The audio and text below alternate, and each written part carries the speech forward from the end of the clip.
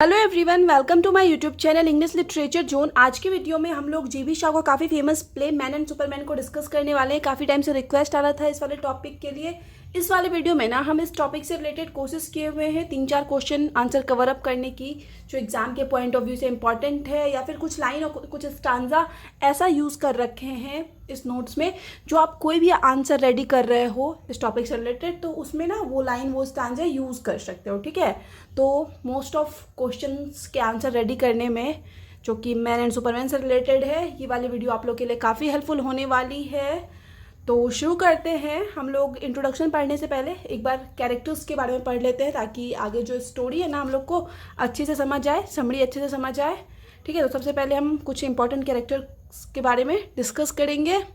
तो सबसे पहला जो कैरेक्टर है वो है Roebuck Ramsden. Ramsden is a middle age gentleman. Ramsden जो है एक मिडिल एज, इट मीन्स मध्य आयु का जेंटलमैन है। इट मीन्स हम लोग बोल सकते हैं सज्जन है। Who considered himself as an intellectual pioneer, जो कि खुद को एक बौद्धिक अग्रणी मानता है, एंड ए प्रोग्रेसिव थिंकर और एक प्रगतिशील विचारक मानता है। ठीक है, नेक्स्ट है Octavius Robinson. Octavius is a young orphan bachelor in the social circle of Ramsden, the Whitefield and Jack tenor.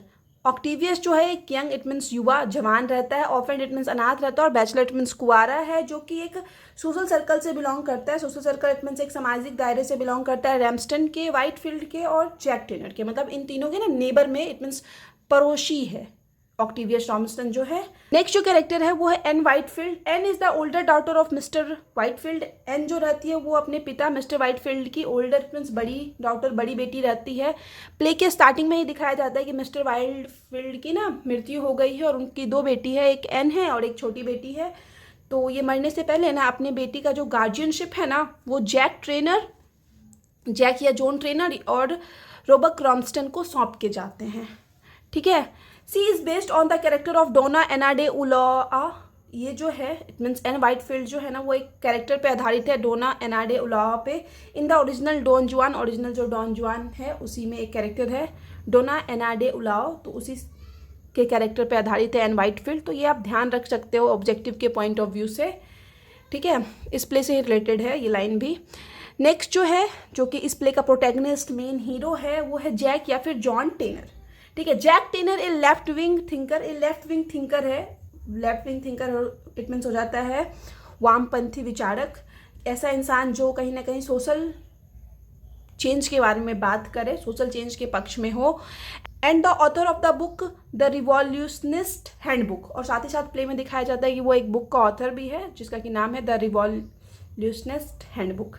ठीक है, तो ये प्ले का मेन हीरो भी रहता है, इसी के इर्द गिर्द कहानी भी घूमती है इस प्ले की। उसके बाद नेक्स्ट जो इंपॉर्टेंट कैरेक्टर है इस प्ले से रिलेटेड वो है Violet Robinson. Violet is the sister of Octavius. Octavius की सिस्टर रहती है ये जो ऑक्टेवियस रॉबिन्सन है ना, इसी की सिस्टर, इट मीन्स बहन रहती है Violet. She becomes pregnant at the beginning of the play. Play के स्टार्टिंग में इसको दिखाया जाता है कि ये प्रेग्नेंट है, and is secretly married to Hector Malone. और ये सेक्रेटली इट मीन्स छुप के शादी कर लेती है हेक्टर मेलन से। ये 4-5 इंपॉर्टेंट जो कैरेक्टर थे उनके बारे में हम आपको थोड़ा डिटेल में बता दिए। अब नेक्स्ट जो कुछ माइनर कैरेक्टर है, मतलब जिनका जिक्र आपको कहानी में मिलेगा, वो है हेनरी स्टाकर, जो कि ड्राइवर रहता है। एक मेंडोजा है जो कि सोशलिस्ट इट मीन सामाजिक कार्यकर्ता है और ज्यूइश है। हेक्टर मेलन जेआर, जिसको कि हम बताएं अभी, हेक्टर मेलन जेआर जिससे कि वायलेट रॉबिन्सन शादी करती है। तो हेक्टर मेलन जेआर जो है मैरिड टू वायलेट, अभी हम बताए थे आप लोग को। उसके बाद है हेक्टर मेलन एसआर, ये पिता रहता है जेआर का। वायलेट फादर इन लॉ, और वायलेट का father in law it means हम लोग बोल सकते हैं ससुर रहते हैं। मिसेस वाइटफील्ड जो है window of mister Whitefield. Mister Whitefield की विडो इट मीन्स विधवा रहती है। प्ले के स्टार्टिंग में ही मिस्टर वाइटफील्ड की मृत्यु हो जाती है। एंड एन's मदर, और ये एन की माँ रहती है। इधर जो था एन, प्ले की हीरोइन यही है एन व्हाइटफील्ड, तो इसकी माँ रहती है। और प्ले का जो मेन हीरो है वो जैक या फिर जॉन टेनर है। सबसे आखिरी जो कैरेक्टर है वो है सुसेन रैमस्टन, जो कि रोबक्स अनमैरिड सिस्टर। रोबक की अनमैरिड इट मीन्स अविवाहित बहन रहती है। ये रोबक रैमस्टन की ये बहन रहती है सुसेन रैमस्टन। ठीक है, तो इसके साथ जो है कुछ इंपॉर्टेंट कैरेक्टर्स के बारे में पढ़ लिया। अब हम लोग इंट्रोडक्शन वाला सेक्शन पढ़ेंगे। इंट्रोडक्शन में है man and Superman by George Bernard Shaw. Man and Superman जिसको कि लिखा गया है जॉर्ज बर्नर्ड शॉ के द्वारा, is regarded as a philosophical play. इसको फिलोसफिकल प्ले माना जाता है due to its exploration of several philosophical themes, क्योंकि इसमें ढेर सारे फिलोसफिकल थीम्स के बारे में डिस्कस किया गया है। It was first published in 1903। इस प्ले को जो पहली बार पब्लिश करवाया गया था 1903 में करवाया गया था, विद द सब टाइटल, साथ ही साथ एक उपशीर्षक का यूज किया गया था, एक कॉमेडी एंड ए फिलोसफी करके। It reflect south views on wide range of topics. ये जो प्ले है वो हम लोग को ना साव के, इट मीन जो ऑथर के व्यू को दिखाता है, ऑथर के व्यू इट मीन्स दृष्टिकोण को रिप्रेजेंट करता है अलग अलग टॉपिक्स, अलग अलग विषयों पर, और specially on the hypocrisy of Victorian society. और स्पेशली इट मीन्स मुख्य तौर पर जो ऑथर है वो विक्टोरियन सोसाइटी के, इट मीन्स विक्टोरियन समाज के हिपोक्रेसी को लेके, इट मीन्स पाखंड को, दिखावा को लेके क्या दृष्टिकोण रखते हैं ना, उस बारे में ये प्ले हम लोग को बताता है। It is a 4 act play, ये 4 एक्ट का प्ले है। तो ये जो इंट्रोडक्शन वाला सेक्शन है ना, वो आप कोई भी क्वेश्चन का आंसर लिख रहे हो ना तो वो उसमें यूज़ कर सकते हो ये सब लाइन स्टार्टिंग में। The first performance of man and Superman, की पहली बार जो परफॉर्म किया गया मैन एंड सुपरमैन को इन 1905 में किया गया at the royal court theatre in London में किया गया था, रॉयल कोर्ट थिएटर में। Did not include the third act, मतलब इसमें 4 एक्ट है ना, तो उसमें ना जब पहली बार इसको परफॉर्म किया गया तो उसमें तीसरा एक्ट को शामिल नहीं किया गया था। दाव हालांकि subsequent productions have typically omitted the scenes Don Juan in hello, मतलब तीसरा जो एक्ट है जिसको कि पहली बार परफॉर्म नहीं किया गया, जैसा कि टाइटल है डॉन जुआन इन हेल, उसको ना बाद की प्रोडक्शन में, बाद की प्रस्तुतियों में आमतौर पर अलग कर दिया गया, मतलब उसको छोड़ दिया गया। इट्स ऑफ performed as a separate play, third act को जो है एक सेपरेट प्ले के रूप में परफॉर्म किया जाने लगा, एक अलग प्ले के रूप में परफॉर्म किया जाने लगा। Eric Bentley, a birth born critic and playwright, Eric Bentley जो कि अमेरिका के मतलब जन्म के साथ आलोचक और हम प्ले राइट में नाटककार बोल सकते हैं, called Man and Superman as, वो मैन एंड सुपरमैन को कहते हैं, it means Man and Superman पे कमेंट करते हुए कहते हैं कि the supreme triumph of south dramatical dialects, ठीक है। तो इस तरीके कमेंट करते हैं एरिक बेंटल, अमेरिका के क्रिटिक और प्ले राइट हैं। अब नेक्स्ट जो है अबाउट जीबी शॉ, हम लोग ऑथर के बारे में थोड़ा सा पढ़ लेते हैं, जॉर्ज बर्नार्ड शॉ के बारे में। George Bernard Shaw commonly known as GB Shaw, George Bernard Shaw जो कि प्रसिद्ध हैं जीबी शॉ के नाम से, was an Irish playwright, ये एक आयरिश प्ले राइट मीन्स नाटककार थे, क्रिटिक थे, पॉलिटिकल एक्टिविस्ट इट मीन्स सामाजिक कार्यकर्ता थे। After unsuccessful attempt at novel writing, मतलब ये स्टार्ट जो किया अपना करियर तो वो नॉवेल राइटिंग से स्टार्ट किया, इट मीन्स उपन्यास लिखना स्टार्ट किया, लेकिन उसमें वो अनसक्सेसफुल रहे, उनका वो जो प्रयास रहा नॉवेल राइटिंग का वो असफल रहा। शाउ टर्न टू ड्रामा, और उस असफल प्रयास के बाद ना ये ड्रामा की तरफ मुड़े and wrote over 60 plays in the course of his life, और अपने पूरे जीवन काल के दौरान ना 60 से भी ज़्यादा प्लेज लिखे ये, इंक्लूडिंग जिसमें कि शामिल है मैन एंड सुपरमैन जिसको कि हम लोग अभी पढ़ रहे हैं, पिगमेलियन, सेंट जॉन पे भी ऑलरेडी वीडियो अपलोड कर रखे हैं, एंड कैंडिडा पे भी ऑलरेडी वीडियो अपलोड कर रखे हैं। तो ये जो 4 प्ले है ना काफ़ी फेमस हुआ है जीबी शॉ का, और बहुत सारी यूनिवर्सिटीज़ के सिलेबस में भी है। He was awarded the Nobel prize in 1925, 1925 में जीबी शॉ को नोबेल प्राइज भी मिल रखा है, तो आप ये डेट याद रखिएगा अगर आप लोग के सिलेबस में जीबी शॉ का कोई भी प्ले या वर्क है तो ऑब्जेक्टिव के पॉइंट ऑफ व्यू से इंपॉर्टेंट हो जाता है। शाओ's golden period as a dramatist, और एक नाटककार के रूप में जो शाओ के जीवन काल का गोल्डन पीरियड था वॉज फ्रॉम 1903 टू 1925, वो 1903 से 1925 के बीच का समय था। The time when he wrote his best and most popular play, और ये ऐसा समय था जिस समय वो अपने लाइफ का बेस्ट और मोस्ट पॉपुलर इट मीन सबसे प्रसिद्ध प्ले लिख रखे हैं, नाटक लिख रखे हैं। अर्थर बिंघम वॉल्की प्रेज्ड शाओ एज, अर्थर बिंघम वॉल्की शाओ की प्रशंसा करते हुए कहते हैं कि, या शाओ की प्रशंसा करते हैं कि ए man who give us A refined intellectual pleasure, ठीक है। अब नेक्स्ट हम लोग समरी को डिस्कस करेंगे, समरी के बाद थीम्स के बारे में पढ़ेंगे, और फिर थीम्स के बाद कंक्लूजन वाला सेक्शन आ जाएगा, और फिर एक और question Man and Superman as a philosophy और कॉमेडी, वो वाले क्वेश्चन को डिस्कस करेंगे, ठीक है। तो ये 3 क्वेश्चन आगे हम डिस्कस किए हुए हैं। The play starts with A dedication, play जो है एक डेडिकेशन है, मीन्स हम लोग बोल सकते हैं एक समर्पण, या एक होता है ना किसी को जो चीज़ हम समर्पित करते हैं उस चीज़ के साथ होता है। In the form of letter, वो एक लेटर के रूप में रहता है। Address to the Arthur Bingham वॉल्की, जिसमें कि संबोधित किया जाता है अर्थर बिंघम वॉल्की को जो कि शाओ's फ्रेंड इट मीन्स ऑथर के फ्रेंड रहते हैं, हु अकॉर्डिंग टू लेटर, और उस लेटर के अनुसार जो है हैड वंस आस्क्ड शाओ, मतलब ये जो अर्थर बिंघम वॉल्की है ना वो शाओ को एक बार कह रखे हैं why he did not right A John Duan play, कि वो क्यों नहीं जॉन डुआन नाटक लिखता है। तो इस तरीके के क्वेश्चन राइज कर रहे हैं, तो उस लेटर के साथ ही जो है ये प्ले स्टार्ट होता है। The play is an example of comedy of manner, ये जो प्ले है वो कॉमेडी ऑफ मैनर का काफ़ी अच्छा एग्जाम्पल है। That explore the theme of love, marriage and the nature of Superman, जिसमें कि लव और मैरिज इट मीन्स शादी वाले थीम को, और द नेचर ऑफ सुपरमैन, और एक सुपरमैन जो होता है ना, सुपरमैन इट मीन्स जो एक अच्छा इंसान होता है, एक महान व्यक्ति होता है ना, उसकी क्या प्रवृत्ति होती है, उसकी क्या प्रकृति होती है ना, उसके बारे में डिस्कस किया गया है। मेनली जो विषय है इस वर्क का, इस प्ले का, यही है। The play is divided into 4 acts. हम पहले ही बताया कि इस प्ले को जो है 4 एक्ट में बांटा गया है। एक्ट 1, 2 और 3 are set in real world. 3 के बदले यहाँ पे आप 4 लिखोगे कि एक्ट 2, 1, 2 और 4 जो है उसकी सेटिंग रियल वर्ल्ड में रखी गई है, वास्तविक दुनिया में रखी गई है। And they follow the real story of John Tanner. और ये जो 3 एक्ट है ना, इसमें जॉन टेनर जो कि इस प्ले का प्रोटैगनिस्ट है, उसकी कहानी के बारे में बताया गया है। ए वुमेनाइजिंग इट मीन्स जो कहीं ना कहीं वुमेन के साथ रिलेशनशिप बनाने में, मतलब होता है ना कि उस चीज़ में ज़्यादा इंडल्ज्ड हो, तो वैसा इंसान है, फिलोसोफर है। एंड एन वाइटफील्ड, और एक और कैरेक्टर है जो कि इस प्ले की हीरोइन हम लोग कह सकते हैं, एन वाइटफील्ड है। ए यंग वुमेन, जो कि एक जवान औरत है, who is determined to marry him, जो कि जॉन टेनर से शादी करना चाहती है। The third act is set in hell, और जो तीसरे एक्ट है ना इस प्ले की, उसकी सेटिंग जो है हेल में, इट मीन्स नर्क में रखी गई है। And it takes form of a dream, और ये जो तीसरा एक्ट है ना, एक ड्रीम के फॉर्म में है, एक सपना के रूप में है। दैट टेनर है, जो कि इस प्ले का प्रोटैगनिस्ट जैक या जॉन टेनर देखता है ना, तो उसी सपना के फॉर्म में जो है ये तीसरा एक्ट है। अब हम प्ले की कहानी के बारे में डिस्कस करेंगे आगे। Roebuck Ramsden is in his study room. अब रोबक रैमस्टन जो है अपने स्टडी रूम में है। And suddenly Octavius Robinson arrives, और तभी वहाँ पे ऑक्टेवियस रॉबिन्सन अचानक से पहुँचता है। They have a conversation about the death of Ann Whitefield's father. हम बताए थे प्ले के स्टार्टिंग में ही एन वाइटफील्ड के पिता की मृत्यु हो जाती है, तो ये दोनों ना वहाँ पे पहुँच के एन वाइटफील्ड के पिता की मृत्यु के बारे में बात करते हैं। Both have them same sympathy for the present condition of Ann Whitefield. तो एन वाइटफील्ड की जो प्रेजेंट कंडीशन थी, इट मीन्स उनके पिता की मृत्यु के बाद जो उसका कंडीशन था ना, तो दोनों के अंदर काफ़ी ज़्यादा सिंपैथी रहता है एन वाइटफील्ड के प्रेजेंट कंडीशन को लेके।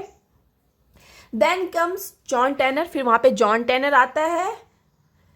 टेनर इज ऑफ रिफर्ड एज जैक, और टेनर को जो है इस प्ले में अक्सर जैक के नाम से जाना जाता है। रिवील्स दैट, वो बताता है कि he and Ramsden have been appointed guardians of Ann Whitefield. वो बताता है कि टेनर यहाँ पे आने के बाद कि उसको और रैमस्टन को, रोबक रैमस्टन को ना गार्जियन बनाया गया है एन वाइटफील्ड का। Tanner does not want to be guardian of Ann Whitefield, और टेनर खुद जो है वो एन वाइटफील्ड का गार्जियन नहीं बनना चाहता था। मतलब मिस्टर वाइटफील्ड जो कि एन के पिता हैं, उनकी जब मृत्यु हुई ना, तो वो अपनी बेटी एन की जिम्मेदारी जो है रोबक रैमस्टन और जैक या जॉन टेनर को सौंप के गए थे, लेकिन जो टेनर है वो गार्जियन नहीं बनना चाहता था एन वाइटफील्ड का। Ann enter and urges Tanner and Ramsden to take her father last will. तभी वहाँ पे क्या होता है ना, एन आती है और टेनर और रैमस्टन से आग्रह करती है कि उसके पिता की जो आखिरी इच्छा है कि वो दोनों उसके गार्जियन बने, तो उन लोग रिक्वेस्ट करती है कि मेरे पिता की आखिरी इच्छा मान लो। When Ann and Tanner have a conversation, और जब एन और टेनर जो है एक दूसरे से बात कर रहे होते हैं ना, इट बिकम्स क्लियर दैट, तो वहाँ से ये क्लियर हो जाता है कि Ann is in love with Tanner, की एन जो है ना वो टेनर को पसंद करती है, उससे प्यार करती है। It is revealed by Ann, फिर बाद में जो है आगे प्ले में बताया जाता है एन के द्वारा दैट ऑक्टेवियस सिस्टर, की ऑक्टेवियस की जो बहन है वायोलेट रॉबिन्सन इज प्रेग्नेंट, वो ऑलरेडी प्रेग्नेंट है। Tanner is the only person who sympathize with her because of her pregnancy, और वहाँ पे जो है टेनर ही एक ऐसा पर्सन था जो कि वायलेट रॉबिन्सन के प्रेगनेंसी से सिंपैथाइज फील करता था, इट मीन सहानुभूति दिखाता था। टेनर कॉन्ग्रेचुलेट्स वायलेट, टेनर जो है वायलेट को कॉन्ग्रेचुलेट करता है for pursuing her on will, कि वो अपना इच्छा पूरी की इंस्टेड ऑफ कन्वेंशन, मतलब कोई परंपरा नहीं फॉलो की, जो शादी का एक परंपरा फॉलो किया जा रहा था ना विक्टोरियन पीरियड में, तो उसको फॉलो ना करके अपने इच्छा के अनुसार जिस इंसान को पसंद करती थी उससे शादी की, उससे प्यार की। तो इस वजह से ना यहाँ पे टेनर जो है वायलेट को कॉन्ग्रेचुलेट भी करता है, बधाई देता है। पीपल एज्यूम्स दैट, लेकिन जो लोग हैं वहाँ आसपास के वो मानते हैं कि वायलेट इज अनमैरिड, की वायलेट जो है अनमैरिड है, अविवाहित है, and very peculiar about her pregnancy, और उसकी प्रेगनेंसी को लाके काफ़ी पेक्यूलर रहता है, इट मीन्स ऑड फील करते हैं, उनको अजीब सा लगता है कि ये अनमैरिड है, कैसे प्रेग्नेंट हो गई। तो इस तरीके का क्वेश्चन जो है लोग वहाँ पे अराइज करते हैं। फाइनली वायलेट रिवील्स दैट, लेकिन फिर अंततः क्या होता है ना, वायलेट रिवील कर देती है, बता देती है दैट शी वॉज मैरिड, कि वो शादीशुदा है, but refuses to name her husband, लेकिन अपने हस्बैंड का नाम बताने से मना कर देती है। बट आफ्टर सम टाइम, लेकिन कुछ समय बाद, इट बिकम्स क्लियर दैट, ये क्लियर हो जाता है कि Hector Malone is the husband of Violet, के हेक्टर मेलन जो है हस्बैंड रहता है वायलेट का। They keep their marriage a secret, और वे दोनों अपने शादी को सीक्रेट रखते हैं, एक राज रखते हैं फॉर सम रीज़न, कुछ कारणों से, related to their different background. और वो कारणों में से एक था कि वो दोनों ना अलग अलग बैकग्राउंड से बिलोंग करते थे, अलग अलग सोशल सर्कल से बिलोंग करते थे। इस वजह से जो है ये लोग अपने शादी को सीक्रेट रखते हैं।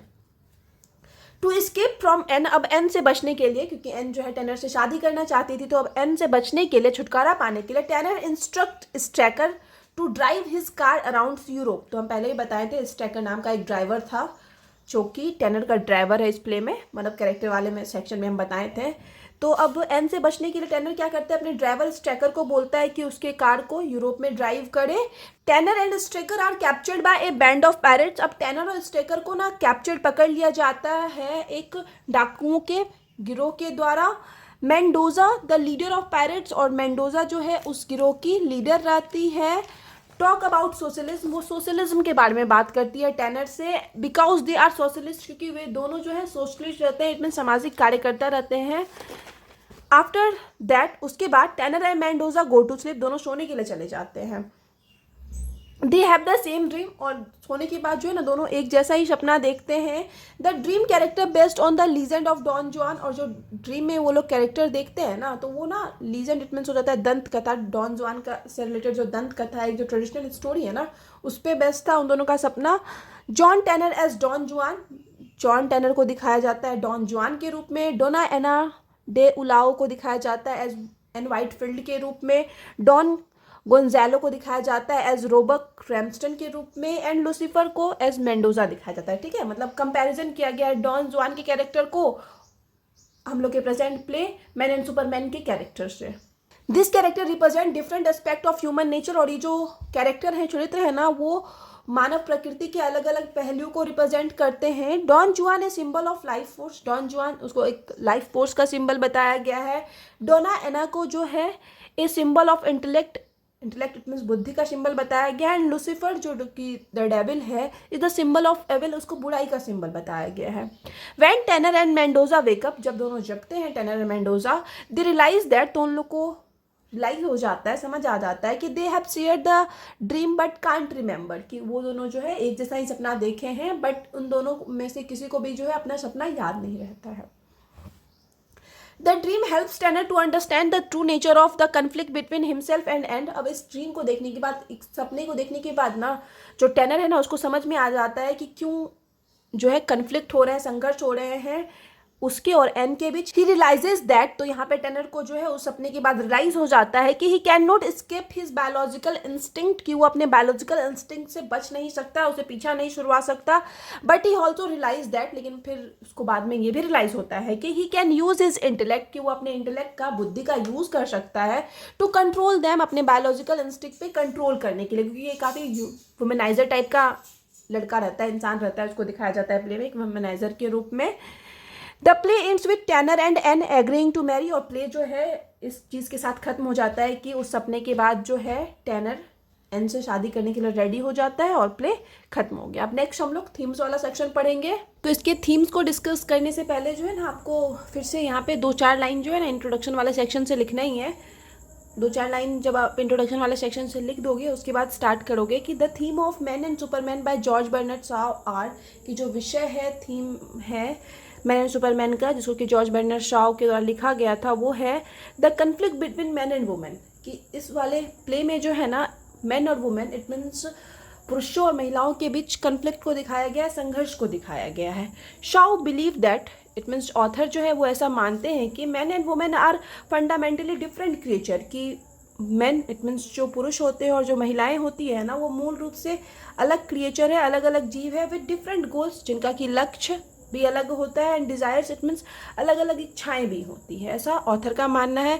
इन मैन एंड सुपरमैन, और हम लोग का प्रेजेंट प्ले जो है मैन एंड सुपरमैन में, this conflict is embodied in the character of John Tanner and Ann Whitefield. ये जो कन्फ्लिक्ट हम लोग को देखने को मिलता है वो जॉन टैनर और एन वाइटफील्ड के कैरेक्टर में देखने को मिलता है इस प्ले में। Tenor is a brilliant but impractical idealist, tenor जो कि इस प्ले का प्रोटैगनिस्ट है वो एक ब्रिलियंट में शानदार लेकिन इम्प्रैक्टिकल आइडियलिस्ट रहता है। While Ann is a ruthless social climber. Ann जो है एक क्रूर निर्दयी सोशल क्लिम्बर रहती है, मतलब जो सोसाइटी के अकॉर्डिंग चले वैसी रहती है। Their relation is a battle of wills. उनका जो रिलेशन दिखाया गया है प्ले में वो विल्स इट मीन्स इच्छाओं के बैटल के माध्यम से दिखाया गया कि मतलब दोनों का कैसे जो विल्स है ना, इच्छा है, चाहत है, वो अलग अलग है। With each trying to manipulate the others to get what they want. और प्ले में अक्सर देखा जाता है कि दोनों एक दूसरे को मैनिपुलेट करने की कोशिश करते हैं उस चीज़ के लिए जो उनको चाहिए। जैसे फॉर एग्जाम्पल टैनर जो है वो वुमनाइजर टाइप का मैन रहता है, मतलब जो फिजिकल रिलेशनशिप में कहीं ना कहीं आना चाहता है औरतों के साथ, एन के साथ भी, लेकिन वो शादी के बंधन में नहीं बनना चाहता है। और वहीं जो एन है वो शादी को ज़्यादा प्रायोरिटी देती है। तो इस तरह का कन्फ्लिक्ट जो है इस प्ले में देखने को मिलता है। नेक्स्ट जो है थीम इस प्ले का, the nature of a Superman. काफ़ी इंपॉर्टेंट थीम है क्योंकि इस प्ले के टाइटल में ही सुपरमैन वर्ड यूज़ किया गया है ना, मैन एंड सुपरमैन। तो सुपरमैन जो होता है वो महान इंसान होता है, तो क्या नेचर होना चाहिए उस सुपरमैन का, क्या प्रकृति होनी चाहिए ना, उसके बारे में हम लोग डिस्कस करेंगे। The superman in Shaw's idea of a human being, मतलब साउ इट मीन्स जो ऑथर के आइडिया के अनुसार, विचार के अनुसार जो सुपरमैन है ना वो एक ह्यूमन बीइंग है, एक मानव है। Someone who is intellectually and morally superior to the rest of humanity. और एक ऐसा मानव जो कि इंटेलेक्चुअली इट मीन्स बौद्धिक स्तर पर और मॉरली इट मीन्स नैतिक स्तर पर ना बाकी सारे लोगों से सुपीरियर हो, ऊंचे स्तर पे हो। सुपरमैन इज समवन, सुपरमैन जो है एक ऐसा इंसान होता है who has achieved self mastery to their own values, जो कि खुद के मूल्यों के लिए ना सेल्फ मास्टरी अचीव कर रखा हो, खुद पे मास्टरी कर रखा हो, regardless of what society expect of them. चाहे उस सोसाइटी कुछ भी एक्सेप्ट करती हो, कुछ भी अपेक्षा रहती हो, तो इसके बावजूद वो खुद पे मास्टरी कर रखा हो, ऐसे इंसान के रूप में डिस्क्राइब किया गया सुपरमैन को। इस वाले सेक्शन में हम और भी मेंशन किए हुए हैं, लेकिन वो बाद में हम ऐड किए हुए हैं क्योंकि ये इंपॉर्टेंट सेक्शन हो जाता है, टाइटल से रिलेटेड है ना, Superman the nature of a Superman. हो सकता है स्पेसिफिक आपके एग्जाम में एक क्वेश्चन ही आ जाए जिसमें पूछा जाए the nature of a superman according to man and superman, तो वो भी पूछ सकता है। इस वजह से इस वाले सेक्शन का जो एक्सप्लेनेशन था ना उसको थोड़ा और हम बढ़ा कर दिए हैं, ठीक है। तो यहाँ तक लिखने के बाद फिर आपको इसी वाले सेक्शन में, ये सेकेंड वाले ही थीम्स में लिखना है, the superman from Shaw's play poses the following qualities. कि साउ जो सुपरमैन का क्वालिटी बताए हुए हैं ना अपने प्ले में, वो निम्न गुण बताए हुए हैं। सुपीरियर इंटेलेक्ट, मतलब जिसका बौद्धिक स्तर जो है वो काफ़ी ज़्यादा अच्छा हो, उसको बताए हुए हैं सुपरमैन। कनिंग हो, कनिंग इट मीन्स चालाक हो। इंट्यूशन इट मीन्स एक ऐसा इंसान जिसके अंदर एबिलिटी हो कुछ भी तुरंत समझने की, तो वो भी क्वालिटी होनी चाहिए सुपरमैन के अंदर। Ability to defy obsolete moral codes, obsolete moral code it means जो पुरानी परंपरा को, इट मीन्स जो पुराने समय से जो नियम चला आ रहा है ना उसको डिफाई इट मीन्स हो जाता है उसका उल्लंघन कर सके, ऐसे इंसान को सुपरमैन बताया गया है। सेल्फ डिफाइंड वर्च्यू, जिसके अंदर स्व परिभाषित गुण हो, ये कुछ क्वालिटीज बताई गई है सुपरमैन की जॉर्ज बर्नार्ड शॉ के अनुसार। नेक्स्ट है साउ selects a few figures from history. साउ जो है इट मीन जो ऑथर है कुछ फिगर्स को सेलेक्ट करते हैं हिस्ट्री से, इतिहास से। Who display some of superman trait, जिसके अंदर हम लोग को कुछ सुपरमैन की क्वालिटी विशेषता देखने को मिलती है। उसमें कौन कौन सा कैरेक्टर है, Julius Caesar, Napoleon Bonaparte, Oliver Cromwell. तो ये 3-4 लोगों का नाम बताते हैं और ऑथर जॉर्ज बर्नार्ड शॉ, जिनके अंदर हम लोग को सुपरमैन की क्वालिटी देखने को मिलती है। This person is a highly influential leader, कि ये जो पर्सन थे, ये जो लोग हैं ना काफ़ी ज़्यादा इन्फ्लुएंसर इट मीन प्रभावशाली लीडर थे। Etch with his on amazing capabilities, और इन सभी के अंदर अपनी खुद की एक अमेजिंग कैपेबिलिटीज़ थी, योग्यता थी, ठीक है। तो ये सेकेंड वाला जो थीम है the nature of a Superman यहाँ पे खत्म हो जाएगा। उसके बाद हम लोग अब थर्ड वाले थीम को डिटेल में डिस्कस करेंगे, the male and female roles, कि मेल और फीमेल की क्या भूमिका होती है ना, उसको हम आगे डिस्कस किए हुए हैं।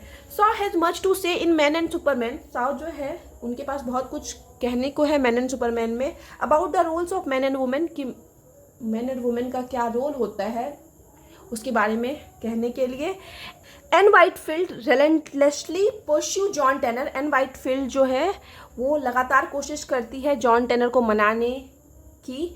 हु एडमेंटली ट्राइज टू रेसिस्ट, जो कि लगातार मतलब जो कि बार बार अटल रहता है, मतलब प्रतिरोध करता रहता है, विरोध करता रहता है। मतलब एन वाइटफील्ड शादी के लिए मनाने की कोशिश करती है लेकिन टेनर जो है नहीं मानता है, विरोध करता है। He tells Octavius Robinson, he it means जो जॉन टेनर है वो ऑक्टेवियस रॉबिन्सन को बताता है his view of women in general, की वो समानता वुमेन को लेके, औरतों को लेके क्या व्यू रखता है। तो इस तरीके का लाइन बोलता है यहाँ पे जॉन टेनर, जो कि इस प्ले से ही लिया गया है। Vitality in a women is a blind fury of creation. John Tanner believes that, John Tanner का ऐसा मानना है कि women are the creators of the species, कि वुमेन्स जो होती है ना स्पीसीज की, इट मीन्स प्रजातियों की, जातियों की क्रिएटर्स होती है, रचनाकार होती है। And will stop at nothing to fulfil their role, और अपनी भूमिका निभाने के लिए वे कुछ भी करने से नहीं चूकेंगे। ही बिलीव्स दैट, उसका ऐसा मानना है, इट मीन्स जॉन टेनर का, कि role of man is to advance their self knowledge and self understanding. जो पुरुष की भूमिका होती है ना वो ये होती है कि वो मतलब अपने सेल्फ नॉलेज, इट मीन्स खुद के ज्ञान में और सेल्फ अंडरस्टैंडिंग में एडवांस करे, मतलब अपने ज्ञान को और भी ज़्यादा बढ़ाए, अपने अंडरस्टैंडिंग को और भी ज़्यादा बढ़ाए। तो ये जॉन टेनर कहता है कि सोसाइटी में पुरुषों का ये काम है। He sees this, he it means जो जॉन टेनर है वो देखता है इन टू रोल्स को in direct conflict with one another, कि ये दोनों जो भूमिकाएं हैं, मतलब पुरुष की और महिलाओं की जो भूमिकाएं हैं समाज में, तो वो एक दूसरे से कन्फ्लिक्ट करती है सीधे तौर पर। इट मीन एक दूसरे से ना संघर्ष देखने को मिलता है महिलाओं और पुरुषों की भूमिका को लेकर समाज में। He states, it means John Tanner जो है आगे कहता है, of all human struggles, it means सारे मानवीय संघर्षों में, there is none so treacherous and romanceless as the struggle between the artist man and the mother women, कि एक जो आर्टिस्ट मैन होता है, जो कलाकार पुरुष होता है, और जो मदर वुमेन होती है, इट मीन्स जो माँ स्त्री होती है ना, तो उनके बीच का संघर्ष जितना ट्रेचरस, इट मीन्स विश्वासघाती है, और रोमांसलेस और निर्दयी होता है ना, उतना और कोई नहीं होता है। अब नेक्स्ट जो है the importance of free will, free will के इंपॉर्टेंस के बारे में बात की गई है, स्वतंत्र इच्छा शक्ति के बारे में। Shaw believe that, Shaw it means author का ऐसा मानना है कि human have the power to choose their own destiny. Human के पास, इट मीन्स मानव के पास पावर होता है, शक्ति होती है, वो खुद का डेस्टिनी चूज कर सके। In man and Superman, Man and Superman में this is represented by the character of Don Juan, ये चीज़ को रिप्रेजेंट किया गया है, दिखाया गया है डॉन जुआन के कैरेक्टर के जरिए। डॉन जुआन is a legendary womaniser, John Duan जो है लेजेंडरी, इट मीन्स एक कथा में दिखाया जाता है कि एक महान वुमेनाइजर रहता है, वुमेनाइजर इट मीन जो औरतों का शौकीन हो, who has rejected the convention of society, जो कि सोसाइटी के कन्वेंशन को, इट मीन्स परंपरा को रिजेक्ट करता है, विरोध करता है उसका। ही बिलीव्स दैट, डॉन जुआन का ऐसा मानना है कि human should live to the fullest, कि इंसान को जो है ना फुलेस्ट, इट मीन्स पूरी तरह से जीना चाहिए, and experience everything that it has to offer, और वो सारा कुछ एक्सपीरियंस करना चाहिए, वो सारा कुछ अनुभव करना चाहिए जो उपलब्ध हो। अब नेक्स्ट हम लोग the importance of education, education के महत्व के बारे में डिस्कस करेंगे। इसके बारे में भी इस प्ले में डिस्कस किया गया है। Shaw believe that, it means author का ऐसा मानना है कि education was essential for the improvement of human race, के मानव जाति के इम्प्रूवमेंट के लिए ना एजुकेशन ज़रूरी है, ऐसा शाव का मानना है। In man and Superman, man और सुपरमैन में ही आर्ग्यूज दैट, वो तर्क देते हैं कि education should be use to teach people, कि एजुकेशन का यूज़ किया जाना चाहिए लोगों को सिखाने के लिए कि how to think for themselves, कि कैसे खुद के लिए सोचा जा सकता है, एंड टू क्वेश्चन अथॉरिटी, और कैसे अथॉरिटी से क्वेश्चन किया जा सकता है। इट मीन जो लोग पावर में है ना, जिनके हाथ में सत्ता है, तो उनसे कैसे क्वेश्चन किया जाता है ना, ये चीज़ भी हम लोग को एजुकेशन के जरिए ही सीखने के मिलती है। ठीक है, अपने अधिकारों के बारे में पता चलता है एजुकेशन के जरिए ही। इसके बाद नेक्स्ट कंक्लूजन वाला सेक्शन आएगा। कंक्लूजन में है ये वाला कंक्लूजन जो है ना, आप चाहे थीम्स के बारे में आप आंसर दे रहे हो तो आप पहले इंट्रोडक्शन से 3-4 लाइन लिखोगे, उसके बाद पूरा थीम्स को डिस्कस करोगे, उसके बाद सेम ये कंक्लूजन यूज़ कर सकते हो, या फिर समरी भी लिख रहे हो ना तो आप ये वाला सेम कंक्लूजन यूज़ कर सकते हो। दस इस प्रकार through the play, it means इस प्ले के जरिए Shaw explore the complex relationship between man, women and life force.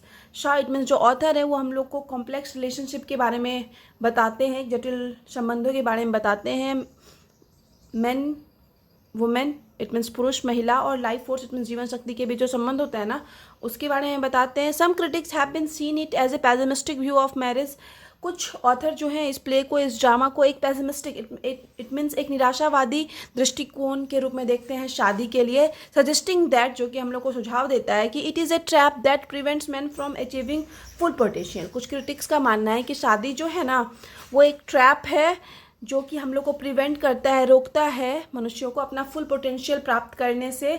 Others have seen it as a optimistic view, वहीं जो कुछ और जो दूसरे क्रिटिक्स हैं ना, दूसरे आलोचक हैं, वो इस प्ले को एक ऑप्टिमिस्टिक, आशावादी दृष्टिकोण के रूप में देखते हैं। सजेस्टिंग दैट, जो कि हम लोग को सजेस्ट करते हैं कि सुझाव देते हैं कि marriage can be positive for good, कि मैरिज जो है एक पॉजिटिव फोर्स हो सकता है, सकारात्मक शक्ति हो सकता है, if it is based on mutual understanding, कि अगर ये म्यूचुअल अंडरस्टैंडिंग पे बेस्ड हो, आपसी समझ पे बेस्ड हो और रिस्पेक्ट पे आधारित हो, तो शादी जो है वो पॉजिटिव, इट मीन सकारात्मक फोर्स भी हो सकता है। ठीक है, तो ये खत्म हो गया। नेक्स्ट एक और क्वेश्चन हम डिस्कस करेंगे, उसके बाद ये वाला वीडियो खत्म हो जाएगा।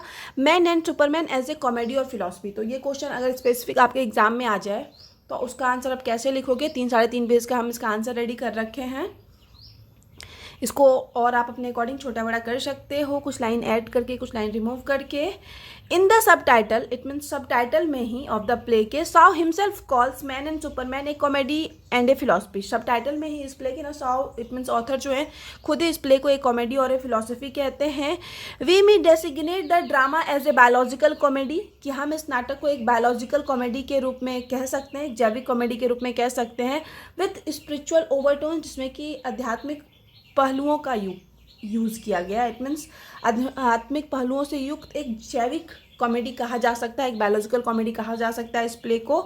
The central theme of the play का जो मेन सेंट्रल थीम है ना, इज दैट, वो है कि women is the primary mover in the evolutionary process, की वुमेन जो होती है ना, औरतें जो होती है ना, इवोल्यूशनरी प्रोसेस में, इट मीन्स विकास की प्रक्रिया में ना प्राथमिक प्रेरक होती है। इन एक्ट 1, 2 and 4, एक्ट 1, 2 और 4 में we find the ruthless pursuit of Tanner, हम लोग पाते हैं कि बड़े ही निर्मम तरीके से टैनर का पीछा किया जाता है बाय एन के द्वारा, that constitute the comedy of the play, जो कि इस प्ले को कॉमेडी बनाता है, मतलब दिखाता है कैसे शादी करने के लिए बहुत ज़्यादा उत्साहित रहती है एन, और कैसे उसका पीछा करती है, उसको मनाने की कोशिश करती है। तो वो चीज़ ना इस प्ले को कहीं ना कहीं एक कॉमेडी भी बनाता है।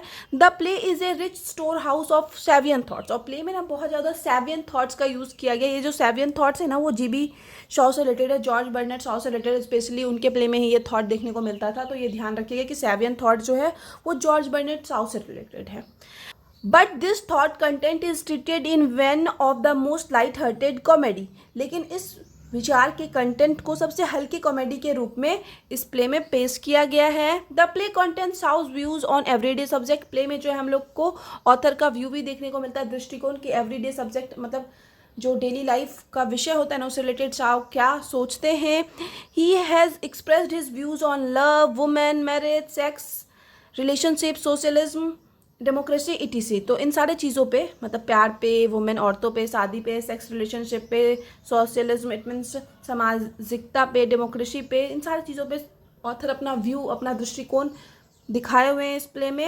इनफैक्ट वास्तव में the play is Shaw's finest statement, की ये जो प्ले है ना, ऑथर का सबसे अच्छा स्टेटमेंट है of his idea of life force, की साव जो अपने प्लेस में मोस्टली लाइफ फोर्स के बारे में, जीवन शक्ति के विचार के बारे में बात करते हैं, तो उसका सबसे फाइनेस्ट, सबसे अच्छा एग्जाम्पल हम लोग को इस प्ले में ही देखने को मिलता है। Shaw's life force is a spiritual power in the universe, Shaw का जो लाइफ फोर्स है, जीवन शक्ति है, वो एक स्पिरिचुअल पावर है, एक आध्यात्मिक शक्ति है इस ब्रह्मांड में। John Duan says in the play, John Duan जो है इस प्ले में कहते हैं कि लाइफ इज ए फोर्स, की जीवन एक शक्ति है, which has made innumerable experiments, जिसमें कि ढेर सारा, इन्यूमरेबल इट मीन्स हो जाता है अनगिनत, असंख्य एक्सपेरिमेंट्स किए जाते हैं इन ऑर्गेनाइजिंग इटसेल्फ, इसको ऑर्गेनाइज करने के लिए, इसको अरेंज करने के लिए, इसको अच्छे तरीके से इसका संगठन करने के लिए, चलाने के लिए। ठीक है, अब नेक्स्ट है शेवियन डॉन जुआन इज द स्पोक्समैन ऑफ साउ हिमसेल्फ इन द प्ले, की प्ले में जो शेवियन डॉन जुआन का यूज़ किया गया है ना कैरेक्टर का, वो शाव के लिए एक स्पोकमैन का काम करता है, एक प्रवक्ता का काम करता है, इट मीन्स शाव के एक रिप्रेजेंटेटिव का काम करता है। He is a philosophic man with intellect, Shavian Don Juan जो रहता है एक दार्शनिक आदमी रहता है, इंटेलेक्ट इट मीन्स बुद्धि के साथ, in conversation with the statue, statue के साथ कन्वर्सेशन करते हुए बातचीत के दौरान जो है, डॉन जुआन सेज, डॉन जुआन कहता है टू लाइफ, जीवन के लिए, the force behind the man, की जो शक्ति होती है मैन के पीछे, इंटेलेक्ट इज़ ए नेसेसिटी, उसमें जो इंटेलेक्ट है इट मीन्स उसकी जो बुद्धि है वो सबसे ज़्यादा आवश्यक है, बिकॉज विदाउट इट, क्योंकि बिना इसके, ही ब्लंडर्स इनटू डेथ, एक जो मनुष्य होता है, जो एक आदमी होता है ना, वो मौत की ओर ले जाने वाली गलतियाँ करता है। ऑन वुमेन, अब वुमेन पर इन द प्ले में साउज कमेंट इज दैट, साउ का कमेंट रहता है कि टिप्पणी रहता है कि women is not a poets dream, की वुमेन जो हैं, जो औरतें हैं ना, वो किसी पोइट का, कवि का ड्रीम नहीं है, सपना नहीं है। She has to play an important role in the evolutionary process, कि उनको भी, इट मीन्स वुमेन को भी इवोल्यूशनरी प्रोसेस में, विकास की प्रक्रिया में बहुत महत्वपूर्ण भूमिका निभानी है। साउ थिंक्स दैट, साउ ऐसा सोचते हैं कि बायोलॉजिकली इट मीन्स जैविक रूप से, वुमेन इज़ प्राइमरी, की औरतें जो होती है वो प्राथमिक होती है, and man secondary in process of keeping the human race running, कि मानव जातियों को चलाने के लिए जो है ना वुमेन जो है जैविक रूप से प्राइमरी होती है, प्राथमिक होती है, उनको ज़्यादा इंपॉर्टेंस दिया जाता है, और मेन जो होते हैं वो सेकेंडरी होते हैं इस प्रोसेस में। बिकॉज बाय शाओज वर्ड, क्योंकि शाओ के शब्दों के द्वारा ही, यहाँ पे एक कोटेशन आपको यूज़ करना है जो कि इस पेज में लिख रखे हैं, ठीक है, यहाँ तक लिखोगे, उसके बाद ये वाला कोटेशन मेंशन करोगे। She blows by instinct that far back in evolutional process, की विकास की प्रक्रिया में बहुत पीछे जाकर, सी इन्वेंटेड हिम, उसने उसका आविष्कार किया, बनाया, डिफरेंटेड हिम, उसे अलग किया, and created him in order to produce something better, और कुछ बेहतर बनाने के लिए उसे बनाया, ठीक है। तो इस तरीके का कोटेशन यूज़ कर सकते हो, लाइन यूज़ कर सकते हो, इस प्ले से ही लिया गया है ये line. All the philosophical implication of the play, कि प्ले में जितने भी फिलोसफिकल इट मीन्स दार्शनिक इम्प्लीकेशन देखने को मिलता है, उलझन या फिर हम लोग बोल सकते हैं सजेशन देखने को मिलता है, have been illustrated through the story of Tanner and Ann, वो चीज़ ना हम लोग को दिखाया गया है, उसकी व्याख्या की गई है टेनर और एन के स्टोरी के जरिए, with utmost lability and makes the play comedy as well, और उसको जो दिखाया गया है सारे फिलोसफिकल इम्प्लीकेशन को, वो अत्यधिक लेबिलिटी के साथ, ह्यूमर के साथ दिखाया गया है, जो कि इस प्ले को कॉमेडी बनाता है। And Whitefield is a vital genius, and Whitefield को वाइटल मतलब बहुत ज़्यादा जीनियस बताया गया है। Tanner on the other hand, वहीं दूसरी तरफ जो टेनर है, is a man who does not tolerate women company, एक ऐसा मैन है, ऐसा आदमी है जो कि वुमेन को कंपनी को टॉलरेट नहीं कर सकता, इट मीन्स वुमेन के साथ ज़्यादा टाइम स्पेंड नहीं कर सकता। टेनर अवॉइड्स एन, टेनर जो है बहुत ज़्यादा कोशिश करता है अवॉइड करने की एन को, मतलब करता भी है, and regards her company as dangerous, साथ ही साथ उसके साथ को काफ़ी ज़्यादा खतरनाक मानता है। And on the other side, और वहीं दूसरी साइड जो एन है, consider Tanner as biological preferable, वो टेनर को मानती है, एन जो है टेनर को बायोलॉजिकल इट मीन्स जैविक रूप से प्रेफरेबल इट मीन्स श्रेष्ठ या उत्तम मानती है। अब बस खत्म होने वाला है हम लोग का ये वीडियो और नोट्स भी। दस वी में से दैट, इस प्रकार हम लोग कह सकते हैं कि Shaw is logically right to call man and superman a comedy and a philosophy, की साओ जो है लॉजिकली इट मीन्स तर्क के साथ सही थे कि वो मैन एंड सुपरमैन को कॉमेडी और फिलोसफी दोनों कहते हैं। साओ इन द प्ले, कि साओ जो है प्ले में एक्सप्रेस्ड हिज फिलोसफिकल व्यूज़, अपने फिलोसफिकल व्यूज़ को एक्सप्रेस्ड किए हुए हैं, दिखाए हुए हैं, ऑन सीरियस सब्जेक्ट पे, सीरियस विषयों पे, but the way he has gone is, लेकिन जिस तरीके का यूज़ किए हुए हैं ना वो फिलोसफिकल व्यूज़ को दिखाने के लिए, इस कॉमिकल, वो काफ़ी ज़्यादा कॉमिकल है, इट मीन्स कॉमेडी से भरा पड़ा है। तो यहाँ पे ख़त्म हो जाता है ये क्वेश्चन का answer, man and Superman as a comedy और फिलोसफी, ठीक है। तो नोट्स अगर आपको अच्छा लगा, आपके लिए वीडियो हेल्पफुल है, तो आप लोग वीडियो को लाइक करना, चैनल को सब्सक्राइब करना और कमेंट करके बताना वीडियो आपको कैसा लगा। इस नोट्स का जो पीडीएफ है, आप लोग को पता होगा कि 1 मई से सारे टॉपिक का पीडीएफ पेड है, तो पेड पीडीएफ के लिए आप इंस्टाग्राम या टेलीग्राम पे मैसेज कर सकते हो। टेलीग्राम का लिंक और इंस्टाग्राम का लिंक जो है आपको इसी वीडियो के डिस्क्रिप्शन बॉक्स में या चैनल के अबाउट वाले सेक्शन में मिल जाएगा। आप टेलीग्राम ग्रुप भी ज्वाइन कर सकते हो चैनल का, उसका लिंक भी आपको इस वीडियो के डिस्क्रिप्शन बॉक्स में मिल जाएगा। एक चीज़ और ध्यान रखिएगा कि नोट्स जो है, हम वीडियो जो है बहुत बड़ा मतलब अच्छा बड़ा बना रखे हैं, तो पूरा वीडियो जो है कभी भी आपको अपने आंसर में नहीं लिखना है, अपने क्वेश्चन के अकॉर्डिंग आंसर रेडी करना है इस वीडियो के हेल्प से, ठीक है। बाकी 2-3 स्पेसिफिक क्वेश्चन का आंसर तो हम आपको इस वीडियो में दे ही दिए, उसको आप सेम टू सेम लिख सकते हो। मिलते हैं नेक्स्ट वीडियो में नेक्स्ट टॉपिक के साथ।